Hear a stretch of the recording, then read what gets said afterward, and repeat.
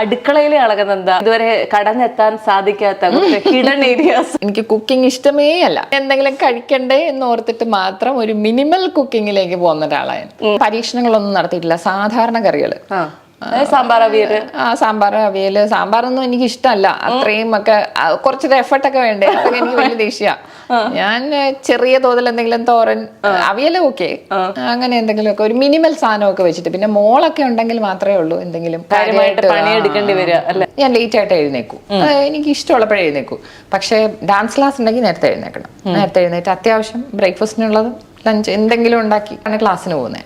പിന്നെ ചിലപ്പോൾ ടീച്ചറിന്റെ വീട്ടിൽ നിന്നായിരിക്കും ലഞ്ച്. അതൊരു ഗുരുകുല വിദ്യാഭ്യാസം പോലെയാണ്. ചെന്നാ കാപ്പി, ചോറ് എല്ലാം അവിടെ നിന്നാണ്. മോളൊക്കെ ഉണ്ടെങ്കിൽ ഈ റുട്ടീൻ അപ്പടി തെറ്റ്. കുറച്ചുകൂടെ നേരത്തെ എഴുന്നേക്കണം, മര്യാദയ്ക്ക് ഭക്ഷണം ഉണ്ടാക്കണം. ഞാനാണെങ്കിൽ ബ്രെഡില്, എന്റെ ഓഫീസിൽ തന്നെ എല്ലാവരും എന്നെ കളിയാക്കുന്ന അങ്ങനെയാണ്. ബ്രെഡ് ആണോ ഓട്സ് ആണോ കോൺഫ്ലേക്സ് ആണോ എന്ന് ചോദിക്കും.